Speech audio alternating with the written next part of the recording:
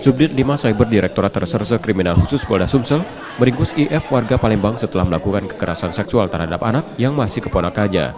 Polisi mengungkapkan kekerasan itu sudah dilakukan tersangka sejak 2021 lalu di lokasi berbeda. Bahkan anak korban dijadikan konten asusila yang disebarkan tersangka melalui grup Telegram. Hal itu terungkap dari patroli cyber yang bekerja sama dengan National Center for Missing and Exploited Children dan Direktorat Tipit Cyber Mabes Polri pada September lalu.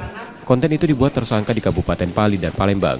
Dari hasil profiling medsos tersangka, polisi menemukan 2.000 lebih video asusila anak. Pengungkapannya pada polisi, hal tersebut bermula saat ia bergabung di grup Telegram yang berisi konten asusila sejak 2019 lalu dan terinisiasi.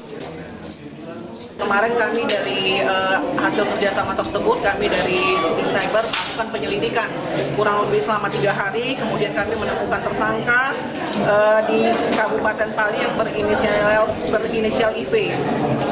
Kemudian diinterogasi, didapati bahwa saudara IV ini menyimpan, membuat, dan mendistribusikan berupa video yang memiliki konten asusila dan pornografi terhadap anak-anak. Modus operandinya ini, pelaku ini membuat foto dan video sebanyak 8 kali yang dilakukan terhadap keponakannya sendiri.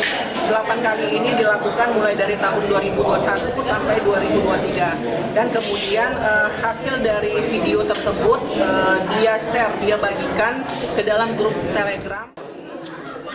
Karena perbuatannya itu, tersangka terancam hukuman 15 tahun penjara dan kini masih ditahan di Polda Sumsel untuk proses hukumnya.